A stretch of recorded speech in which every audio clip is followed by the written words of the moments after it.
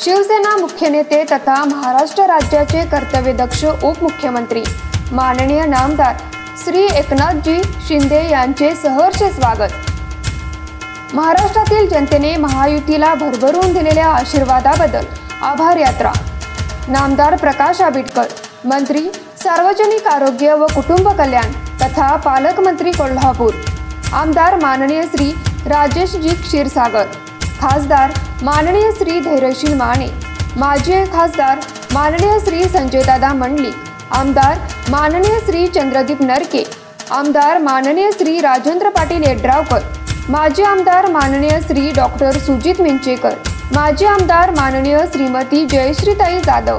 शनिवार दिनांक 5 एप्रिल 2025 रोजी, वेळ सायंकाळी 5 वाजता, स्थळ खोराटे हायस्कूल, सरवडे, तालुका राधानगरी, जिल्हा कोल्हापूर। बालगोपाल तालीम मंडळ आयोजित व जाधव इंडस्ट्रीज पुरस्कृत चंद्रकांत चषक 2025 फुटबॉल स्पर्धेत बालगोपाल तालीम मंडळ व दिलबहार तालीम मंडळ यांनी प्रतिस्पर्धी संघावर विजय मिळवत पुढील फेरीत प्रवेश केला। सामन्याची सुरुवात संजय शहा, कमलाकर जगदाळे, अनिरुद्ध भुरके, सागर गायकवाड, बाबूराव पाटील, प्रमोद भोसले, संजय पवार, रवी किरण गवळी, रवी शिंदे, सुनील कानूरकर यांच्या प्रमुख उपस्थितीमध्ये झाली।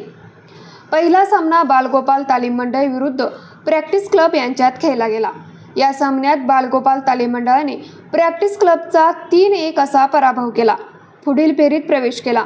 सामन्यातील सर्वोत्कृष्ट खेळाडू म्हणून बालगोपाल संघाच्या सिग्नेट जॉर्जची निवड झाली।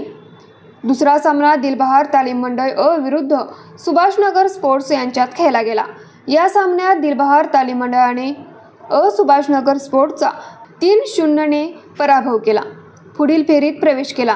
सामन्यातील सर्वोत्कृष्ट खेळाडू म्हणून श्री दिलबहारच्या प्रथम भोसलेची निवड झाली।